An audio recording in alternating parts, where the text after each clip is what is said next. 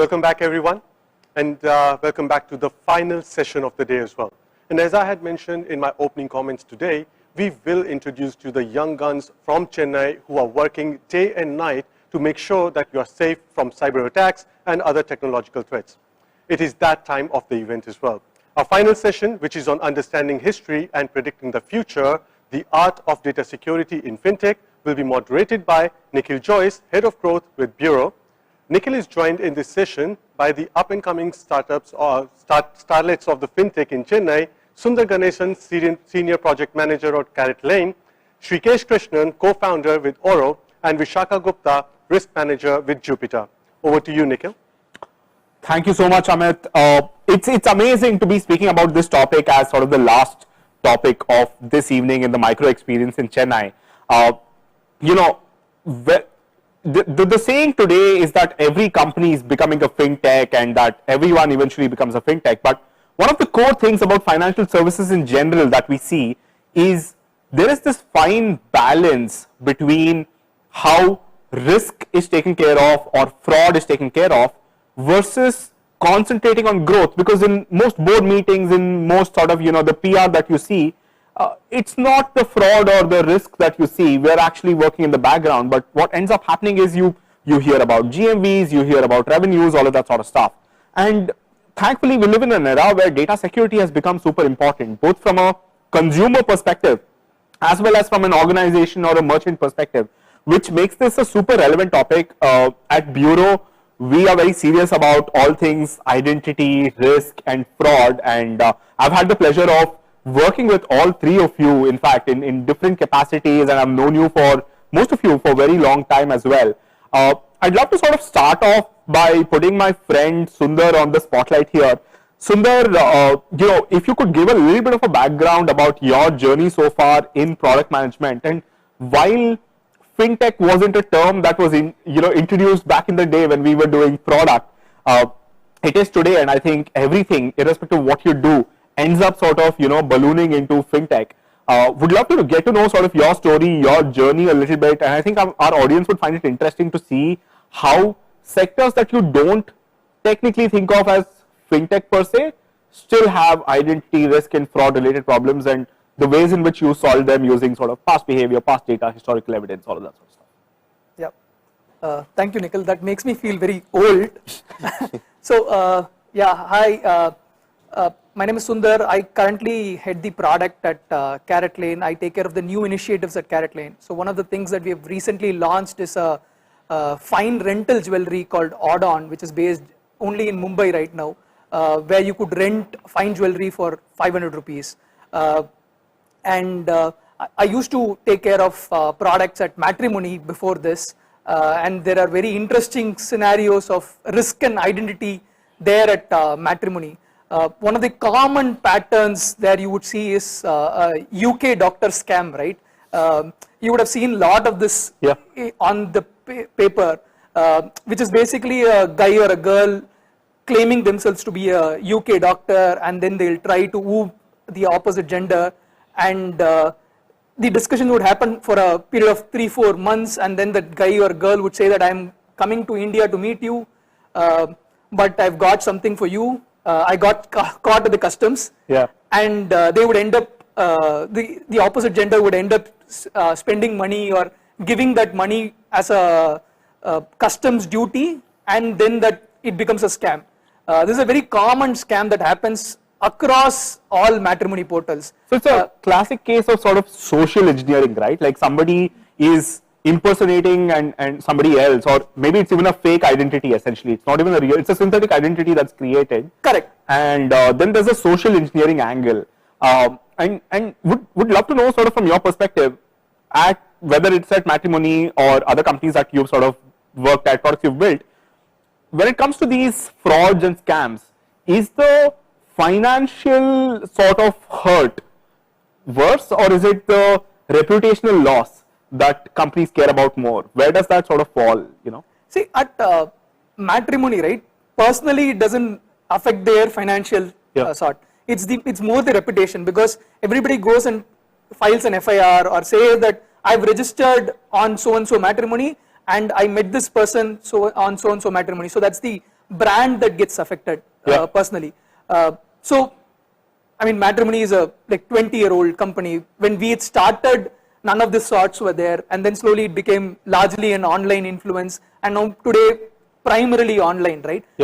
Slowly we had built a small data science lab team, and who worked very closely with our product team to understand and find out patterns on how these people behave in general. So I'll give you another example. One of the common behavior for these people, right, who would try to scam, use desktop more than the mobile app. They would use this one feature where they would want to send interest or send message to hundreds of people together. Like mass, like mass people, because they want to reach out to a larger audience to get some response out of it.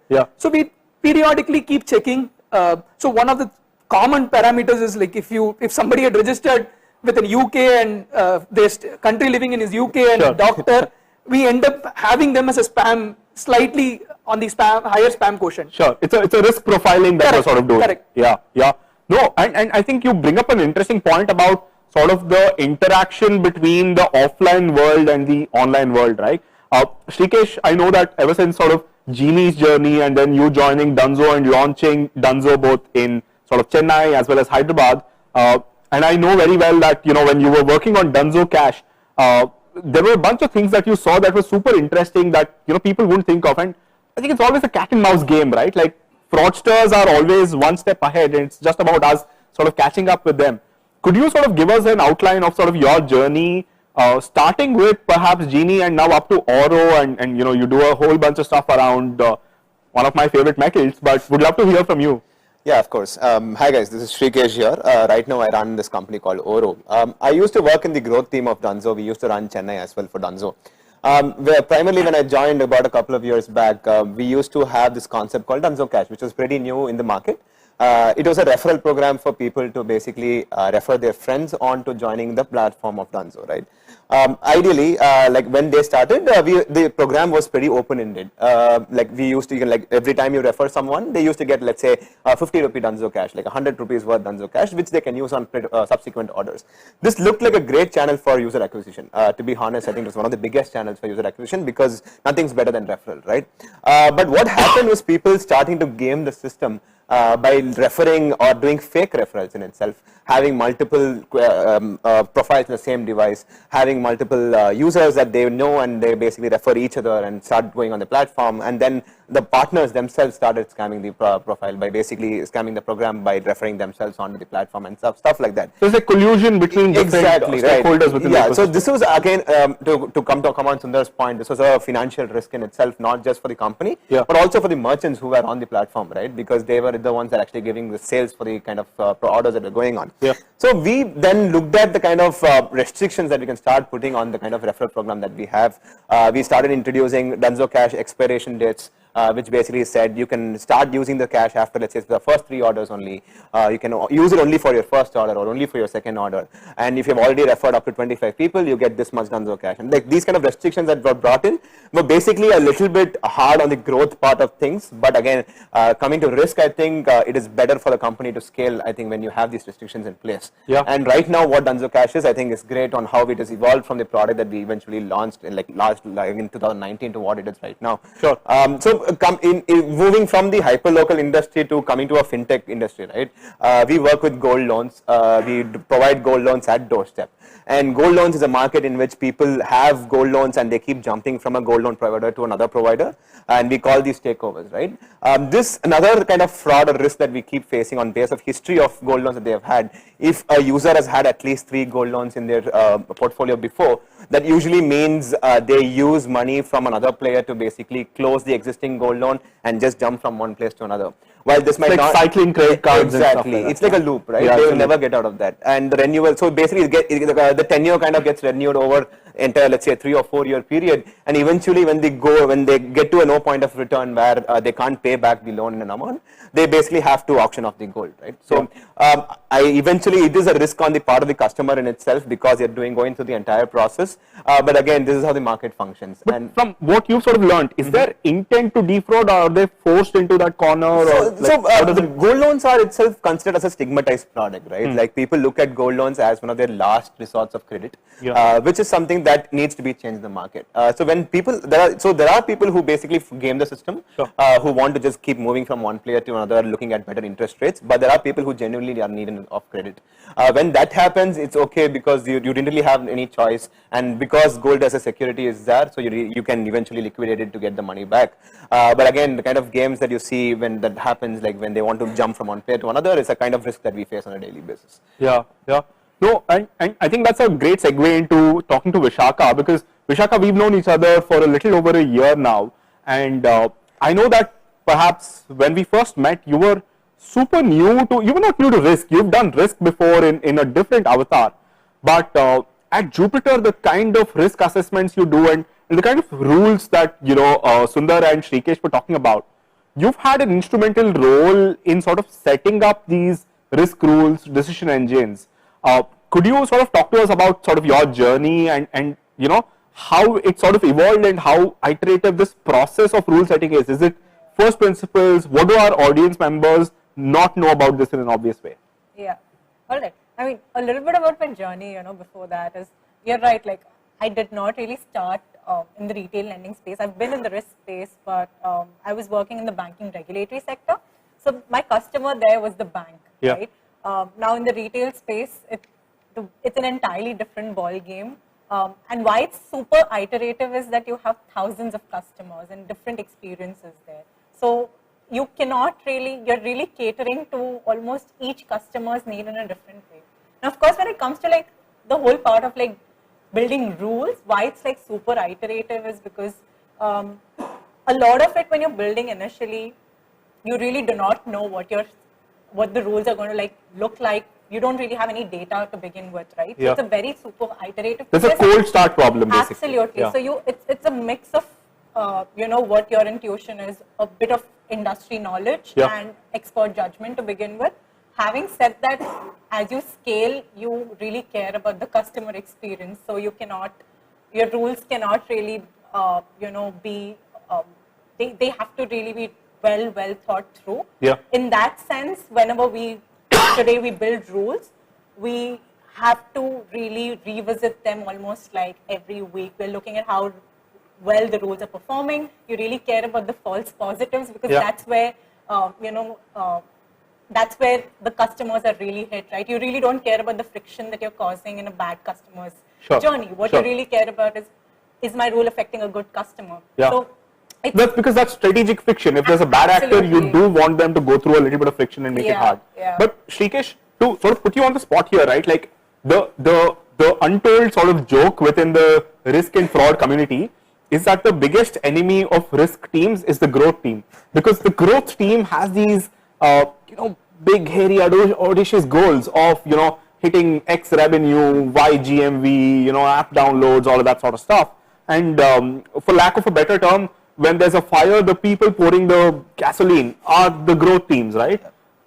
While you were at Dunzo, or even now when you're running your own ship at sort of Oro or at Genie, what is your personal mantra? Like, I know it's not 0 to 1, but how do you balance between having enough, like Vishakha was alluding to, friction points strategically for potentially bad actors while still giving a good experience? You don't want to be known for bad experience for good actors. Okay, so that basically stems down from the team on like how the team looks at it as well. For me personally, the balance is brought about by my co-founder. He's a Guju and he basically looks at risk a lot. Right? So I look at growth a lot. So I am always on the procedure where like we need to get more loans out, we need to get more users onto the platform to experience the product and things like that. But again, there needs to be someone who looks at risk from a outside the growth perspective, and eventually, as Vishakha said, risk needs to be in a partnership with growth of sorts. It cannot be running simultaneously or parallelly in a separate line, right? Customer experience at the end of the day is what's going to dictate the journey of the startup or like journey of the product in itself. right? So the focus on risk needs to be there, but it need not necessarily hinder growth as well. Sure. And the products or the kind of security measures that you pick up or like kind of tasks that you pick up in your product growth as well need to be in line with what the growth of the company is looking for. Like I'd always go for a growth first perspective. Yeah. But again, from what we've been learning over our journey with Oro, risk is something that we look at very seriously. And working with a bank especially, the kind of, we now understand why banks have very stringent measures, right? It is needed in the kind of markets that we operate in. So again, risk and growth go hand in hand. I wouldn't say one of the other goes above it. But again, I think it needs to be in sync and in partnership all the time is what I'd say. Sundar, with like, the running joke at least 8 years ago with product used to be that typical Venn diagram, right? There's business, there's design, there's tech, and the intersection of these three is product. But I feel like product has now evolved because we have more stakeholders, both at established companies or at startups. You have folks like Vishakha leading sort of risk teams, you have data science teams, you have, they call themselves data chefs, you have all sorts of jargon these days, but product, and as a product owner, you sort of sit at the center of that sort of experience, and the onus of creating the user journey, which is a term Sreekesh used, falls upon you, right? So would love to understand from your perspective, especially while you were building Odon, right? Like how did you sort of go about charting out the user journey for a happy flow or sort of a risky flow sort of a thing? Who are the stakeholders that you come in contact with? Who's consulted? Could you walk us through a little bit of that for us to understand? Because I'm sure there's a bunch of early stage FinTech PMs watching us right now and taking notes. Would love to learn who should they consult, consult, and how much, because you don't want to be getting nosy as well. So with Odon, right, we were very cautious about who are our first few customers. So what we started off, so Odon is basically a fine rental jewelry where you could rent the likes of Jaipur Gems, Cartier, Tiffany's, etc. for 500 rupees for a period of 2 or 4 days. And when we wanted to start off this journey, we were very conscious of who are our first customers, because we didn't want to, each of these jewelry is roughly about 2.5-3 lakh rupees, and we're going to give them at a 500 rupees rental with a certain amount of security deposit. So we wanted to understand the profile of the customers. So we started off with our core CaratLane customers. Yeah. So our first set of users were people who had used our products, friends and families of CaratLane employees, and people who are like real hardcore buyers of CaratLane. Yeah. And that's how we started. And I'll tell you a very interesting story of how we got our first non-CaratLane customer, right? When we first got a non-CaratLane customer, through one of our Instagram posts, she was so excited, she wanted to rent out the product, and when we were checking her credit risk, everything, she just got a credit card, so she had literally no credit score as well. So we weren't very sure if she would really be a risk qualified. She would qualify. Yeah. So what we had to do is we had to talk to her, we had to tell her that this is the process, and we had even asked her a little extra security deposit. She was ready to give that also. Sure. So it's very interesting because your first few set of customers are going to make or break your entire journey. Yeah. No, that's amazing, and it's not a startup event or a panel if somebody doesn't quote Paul Graham, so I'm going to do it. But that's an interesting point about doing things that don't really scale, right? Like, because I don't think Vishakha has the luxury to do that today. But Vishakha, could you sort of walk us through Bullet's journey? Because you were there pretty much from day one on the launch, and explain what Bullet does, and sort of perhaps tell our audience that how was that internal testing process like, because like you said, it's an iterative process, but there had to be a base set of assumptions and a base set of insights or data points that you had to go with in order to create these risk rules and add friction. Could you sort of walk us through that framework and how you thought about it? Sure. So Bullet is a buy now, pay later app. I think what's different about it is it's a credit on UPI product. So you're basically allowing UPI transactions on credit. I think what was really different or like about this product is, or like challenging for us, was to the multiple I think aspects here, especially in terms of like fraud, right? Credit underwriting for I think it's not, I won't say it's fairly standardized, but there is some sort of method to that madness. Sure. But when it comes to like fraud around this, there's always like new ways people are gaming the whole system. Yeah. So like I said, it was for us a mix of building a lot of rules, which meant like both developing a lot of onboarding checks for us, but at the same time having a lot of sophisticated transaction-based rules for us. And that for us was a very iterative process. So initially, to begin with, you also care about, it's a new product in the market. We also really care about customer acquisition. You want customers on the product. You don't want to create too many frictions to begin with, which is why it was really important for us to, start off a little bit with more deterministic sort of rules. You want to be sure it's a lending product at the end of the day. So, for example, you don't really want customers who are like using emulators or like things like that, to get into your system. So those are the kind of rules you begin with. You then kind of also want to look at the data for other variables and other kind of, for example, if somebody is using some sort of a proxy, IP address or some sort of a rooted device and things like that. Now, those are some gray areas where it's a risky and a suspicious sort of a behavior, but you start taking data from the kind of data that you absorb, and then you look at it and you're like, okay, let's look at the bad rate and let's look at the loss rate in this cohort, and then you realize that, oh, this is not performing well, maybe this is a risky segment for us. So then you go ahead and back test some of these rules and then kind of reiterate. And I think it was a similar process for us even with the entire, you let the customer in, but you really care about what that customer is doing with the money. So just because of, you've given the customer, follow the money, that's the thing. Exactly, right? You've been given like say 10,000 now.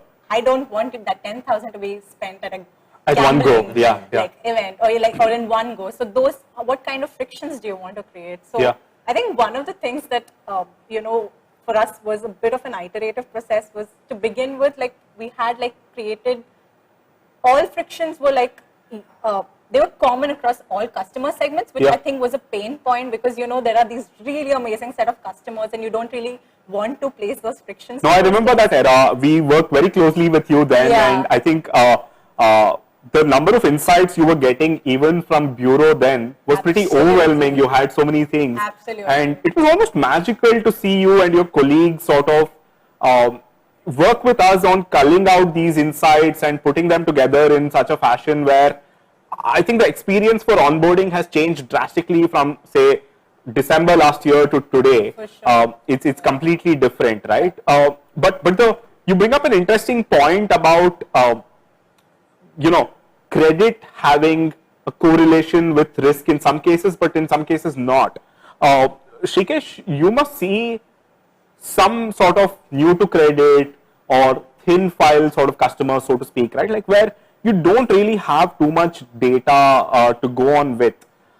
How does Oro sort of think about this? Because you're in the business of, like you rightly mentioned, you're in the business of serving people who most others have either they've exhausted all of their options or they've shied away from helping these folks.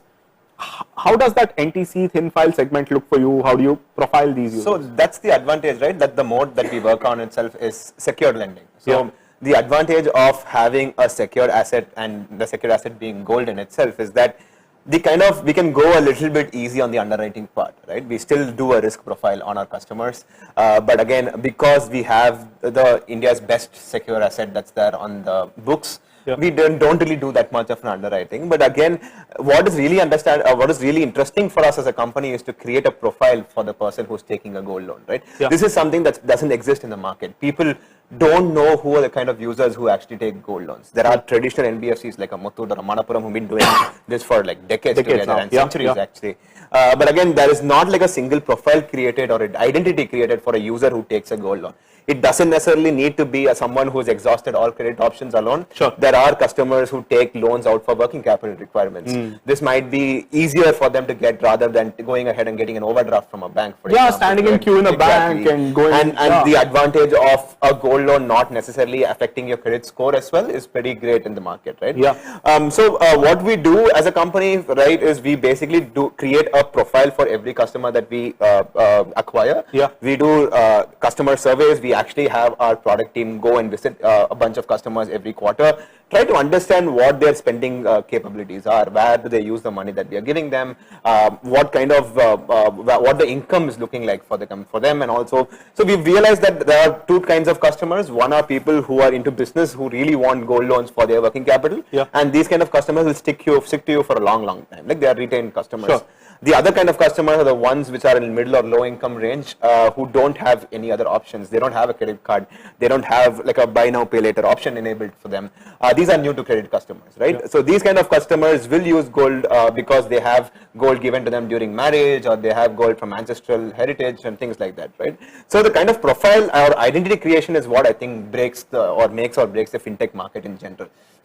And I think the challenge here lies with how the identities are shared between platforms. Sure. Right. For example, the identity that I have created technically can actually be decentralized and used by other platforms also. Yeah, and I that's think why I have a job. Yeah, I was leading to that. That's what Bureau does, right? Like the creation of that identity is, I think, what breaks or makes the actual fintech market that's there. No, that's fascinating. But Sundar, you are on the opposite end of that spectrum, right? If you think about it, what makes sure that Sreekesh sleeps soundly at night is the fact that he has somebody's gold.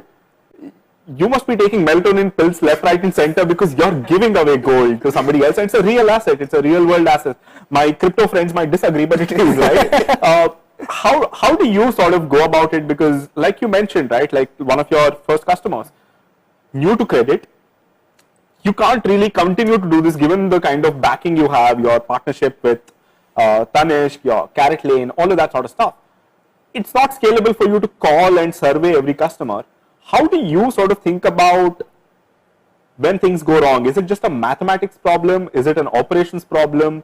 Is it a data science problem? What's the framework you use? So it's a combination of all of these things, right? I mean, one interesting thing that, like you said, it's exactly opposite of what Sreekesh had mentioned, right? Our customers, we are typically looking at somebody who has a credit card. Yeah. So that I can take a certain amount of security deposit, I can block that money for a period of 4 or 5 days, and I can return it back to them once they give back the jewelry. And we as a policy don't go and give away our jewelry at a common place. Yeah. So we have some kind of an Aadhaar or a verification check. We go and give our jewelry only where they stay.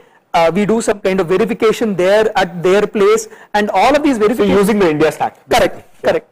Yeah. So we do all of these verification, and then we take a call whether how good is this customer, and because of the fact that they are having a credit card, that itself qualifies a certain amount of risk profile. Sure. And then we do all of the other security check. Like for example, we also have a try at home service, which has been running for almost like 10 years now. And our try at home service is also very similar in this model, where we go, and that gives us a very, very high conversion rate. Sure. Because there are people who would want to see the comfort of the jewelry and touch and feel of the jewelry. They don't want to probably go and visit our stores. Yeah. And this is a kind of the model is very, very similar, but here the try at home conversion is fairly high there. Yeah. No, that's a fair point, but you bring up an interesting point about touch and feel and offline and in person, right?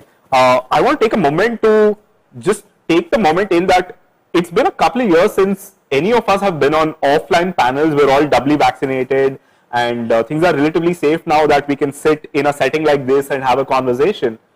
But the pandemic really changed how India, or the world rather, thinks about fintech. And I'm sure each of us have seen our fair share of objective data come through to say how our industries were affected by the pandemic, right? Vishakha, from sort of a risk perspective, what was your experience like launching a product that is a lending product in the middle of a pandemic where, for all practical purposes, joblessness or unemployment was at an all-time high? Is there a benchmark in terms of, the kind of frauds that you saw, kind of MOs that you saw, or just user behavior in general? Because, people were pushed to certain limits, and no moral judgments here, but would love to understand from your perspective what you noticed from sort of building a lending product during the pandemic. Yeah, I mean, I think definitely the timing was, something that definitely was, I would say, tricky for us in that sense.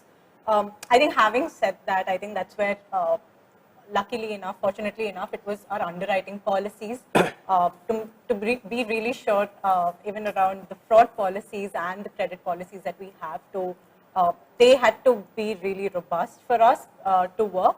I think some of the challenges that we probably faced were more on the collection side for sure, because it buy now, pay later, as you know, is an unsecured sort of a product. Yeah. And which meant that collections was one place where we had to became a little operations heavy for us, because there was a little more like push that is needed, going that extra mile to get that money from our customers. And I think that's where we saw that we realized that needs to be a balance both between what we were doing at the time of underwriting and both on the other extremes on the collections end. So for us, I think we saw that in our data as well, and we saw that that exact. This was especially during, I think, when we had the peak during, you know, March or April. Yeah, the right? second wave, the basically. Second wave, Yeah, that was the time our numbers were reflecting the same, and to some extent, and then that's when we realized that, you know, we have to tweak some of our policies both on the collections and the underwriting side.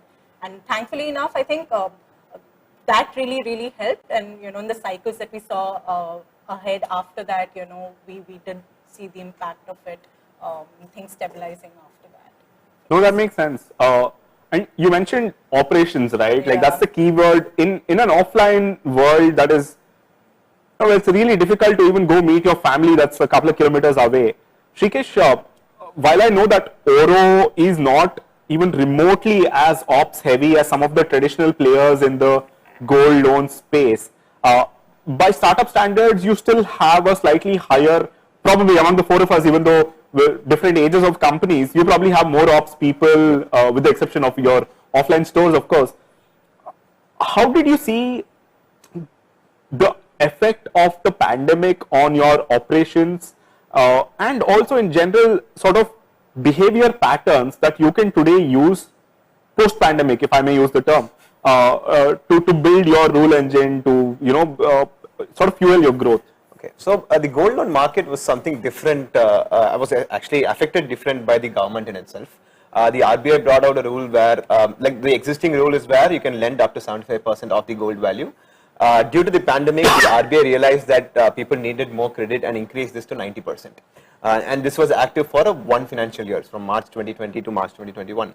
Now, this is where the entire gold loan market ballooned, right? People started giving out credit for gold loan, gold for more than 85-90% of the gold value, which is considered a very high risk loan, even though it's a secured loan. Sure. Because at the end of the day, when you actually sell the gold on default or an NPA, you don't make back the entire 100% of the gold value, right? You make back 80-85%. So there is a good amount of write-off that is going to be happening in the market.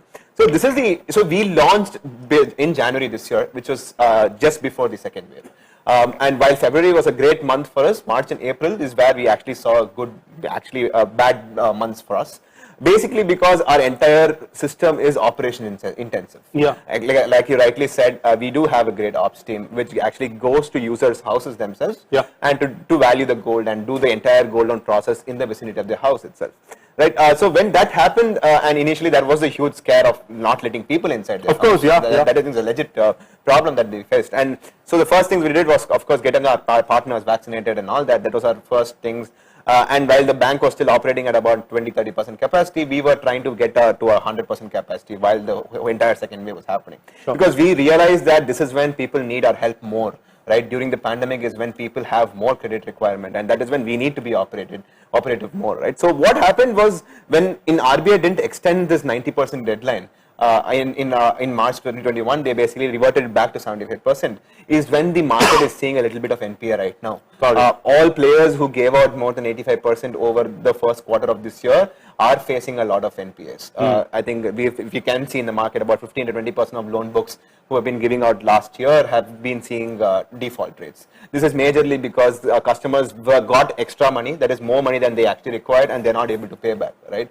So this is almost a parallel to what happened in the global markets and in the US, right? Like exactly. Liquidity via stimulus, liquidity via loans sort of increased. Though it's fascinating, but you bring up an interesting point in terms of the regulatory framework and the role of the regulatory body. Sundar, we've had this conversation before about how there are certain terms like EMIs and BNPL that are taboo in your world, right? How do you see entities like, say, CaratLane or Titan and the regulatory bodies? What sort of a partnership do you foresee in order to sort of play that, have it as a level playing field where, of course, the regulator is always looking at consumer protection, that is their core sort of focus, but sometimes they end up sort of doing something that hurts businesses.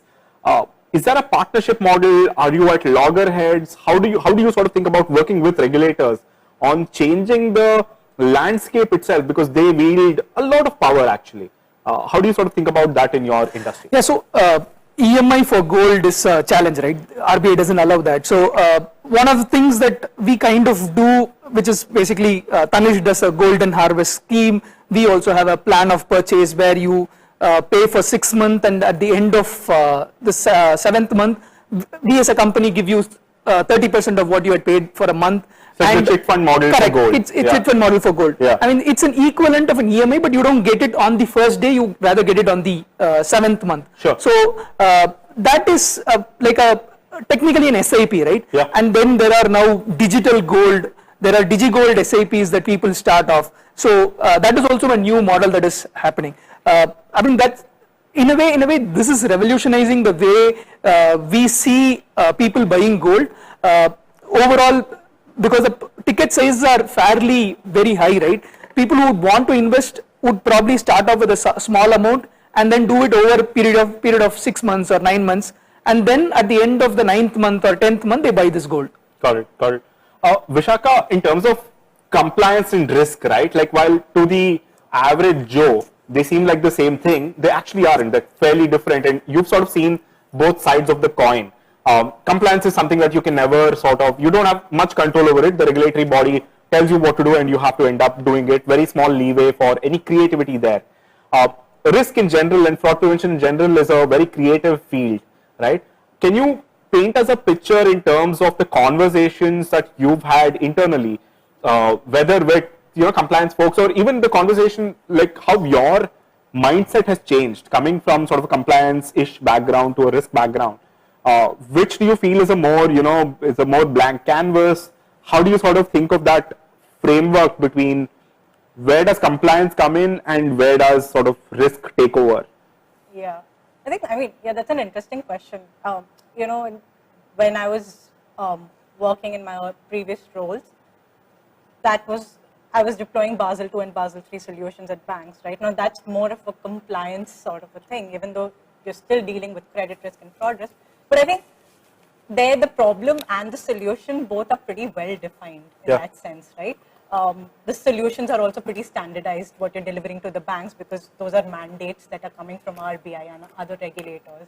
Now with a space like this, where we are constantly building new products, buy now, pay later, or any kind of a new lending product today, I think the risk part of it, compliance always is going to be there, but I think what you spoke about, risk aspect of it's super dynamic. Yeah. So especially with fraud, right? Even credit underwriting, like I said, there is some method to the madness, but with fraud, there's too much sophistication.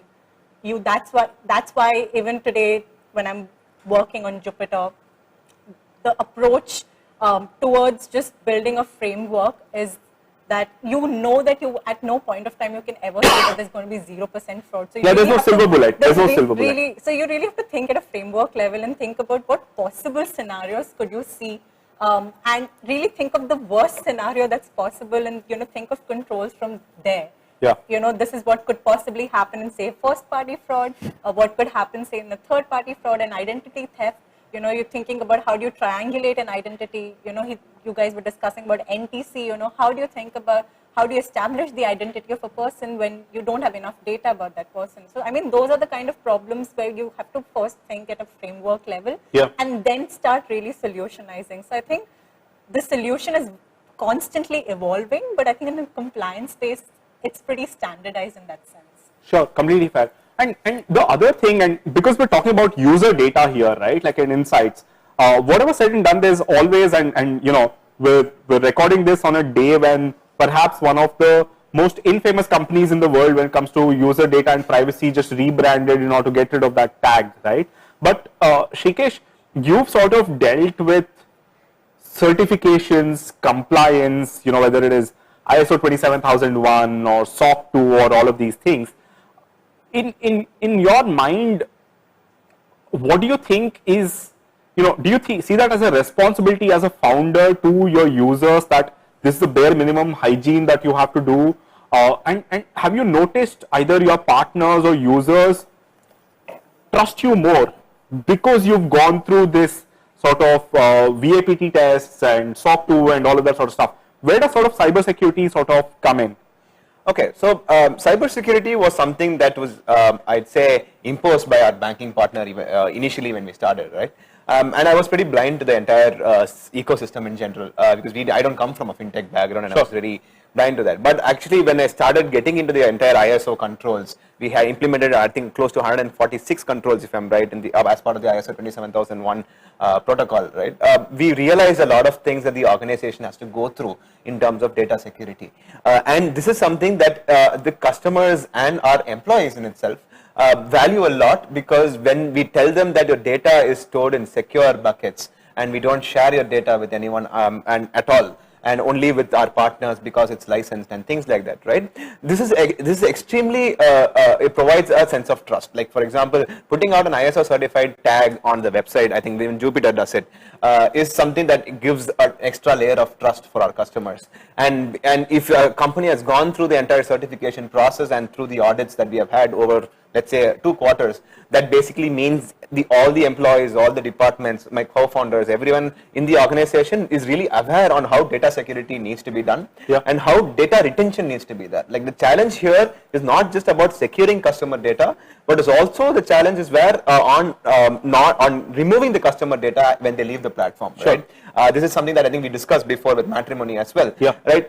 The problem here right now is, as soon as fintech or any kind of a company gets a customer's financial information or any kind of information, is they keep it for the entire life cycle. Like, they never like purge it, or they never let go of the data, right? So what ISO actually tells is on how so you define and publish on how long you actually plan on keeping this data for. Like, as soon as the customer leaves the platform and they no longer require your services, you don't have any reason to keep the data anymore. So I think consequently, the more the data purging happens and more data is deleted as and when from the platforms needed, that's where I think data security really improves. And I think ISO in itself brings in a lot of controls or protocols for this. And not just that, I think the RBI has done a great job on imposing these on the banks as well, which basically cascades down on all the fintech platforms. Of course. So we basically do VAPT tests pretty much on an every quarterly basis and things like that, which really mean that the company is really serious about data security, right? So that's something that's crazy. So I think the seriousness aspect is important both from an external facing perspective and internal. Sundar, one thing that I know you are super passionate about is sort of both upskilling your team of engineers and product folks within the company and making sure that they have sort of a continuous education sort of program. I know for a fact that you've invited me and a bunch of other friends from our circle to come and speak to your team on different topics. Would love to understand on the security aspect, on the privacy aspect, is this something that you actively do within CaratLane, where, you know, irrespective of what the role of someone within your organization is, how much time or resources do you actively spend on educating them so that this mentality of putting users' data security front and center, first and foremost, becomes almost ingrained in the culture? Could you speak a little bit about that? So we have several products, right? Apart from more than that, we also have several stores. There are about 140 stores across the country. There are people who are working in the stores who would have access to some of the information. They will have to build. So data security and privacy is a very, very important issue at CaratLane. We ensure that none of these data gets compromised. We make sure that people don't have access to some of the personal information, and because of this so much purchase behavior, we are also mandated by, depending on the amount of jewelry that you purchase, there is a PAN card information that we get. So there is a lot of data that we also get about the customers which are not which are more personal information. So at CaratLane, one at a retail store level, two also at an employee level, right? We have high level of data security, and there's a team which works on it and ensures that none of these data are compromised, etc. Yeah. And Vishakha, while we sort of go into sort of the closing segment and just like closing thoughts, you know, I know you're probably the most experienced among all of us when it comes to risk and just having that hat of looking at fraud and risk, that lens, that perspective, right? Would love to know that from a sort of a personal perspective, right? Like I find I'm a very optimistic guy in general, right? Like I'm always smiling, I'm happy, all of that. But because I deal with fraud and risk, I find, I don't want to call it that I'm losing trust in humanity, but almost I'm forced to think in a very pessimistic almost fashion, right? You need to think of the worst case scenario. Do you take that home with you? Is it a work thing? How do you battle these sides? You know, could you walk us through your mindset when it comes to, because on some level you need to be super paranoid to be even working in this space. No, I mean, you put it like that, but I mean, thankfully, I think I cut off pretty well. But you're right. Like, I mean, at work, especially when you're thinking about fraud, and like of late, you know, my focus has been like looking a lot more into fraud. You can't help now but think about the most pessimistic scenarios, and yet, you know, there's always the risk of the unknown, and there's always something new that's coming up. But I think like it's a very personal thing at the end of the day, but it's not something that I carry, you know, post work. Having said that, you know, there will be just this one fraud incident, and then it's a loop, and you're like, it's almost like what did you miss? You can't take off that lens, right? Now I look at anything, and the first thing I think about is, you know, how will somebody smart from, say, you know, a remote town in West Bengal game the system, right? Like that's the first thing that ends up happening. Sreekesh, just as a closing thought, right, would love to know from your perspective. I come from sort of a similar mindset as yours, right? Been doing growth stuff all the time. How do you see the mindset changing of founders and operators within our ecosystem when it comes to thinking about basically utilizing past behavior, historical data to cull out insights in order to make the world a cleaner place? How collaborative do you think the approach is going to be going forward? So I think this is going to the decentralized way, right? Like how crypto is basically going up. What everyone sees outside is how crypto and the coins and all that. But I think the entire decentralized world is what is going to be like, where people start sharing information, people start sharing frameworks on how it's going to be, how people look at identity, how people look at risk in general. I think that there will be a framework eventually established by the regulatory body where any fintech or any basically any of your neobanks or lending companies or anyone can tap into that network like a UPI network or an NPCI network to basically look at the kind of data that we need. I think this has already started with the AA framework, if I'm right.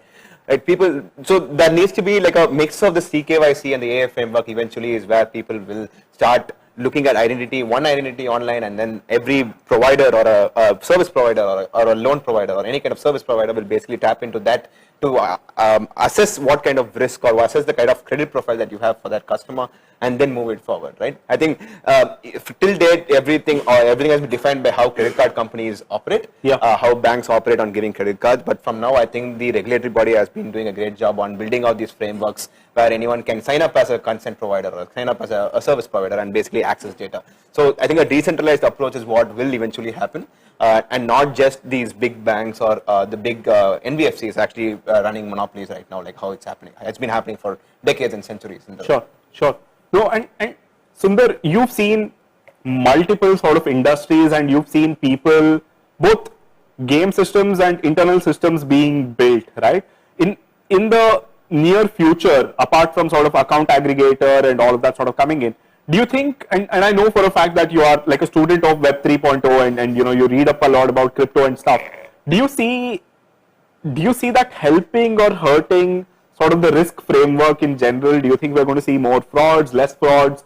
Would love to hear your thoughts in general in terms of where you think the world is headed, and you know, that the collaborative approach that we're speaking about.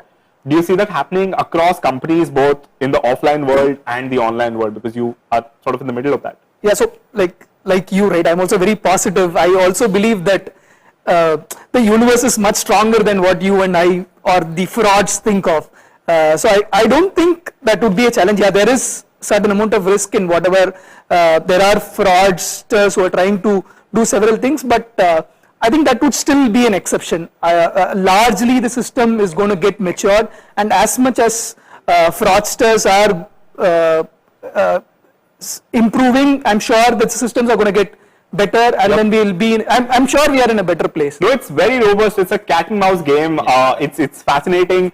I've enjoyed this conversation so much. Thank you all for taking the time to come over here and for all of your candid sort of answers to my questions, even when I put you on the spotlight. I think this has been a very, very enriching experience. All of us are available across social media. In case you have any questions at all, please do reach out. Over to Amit. Thank you. Thank you very much, Nikhil, and thank you to all the panelists here today. Wonderful conversation. And with the end of this panel, we have also come to the end of FinTech Festival India Chennai Micro Experience. ₹100 में bitcoin trading possible है impossible लगी शर्त और हारा तो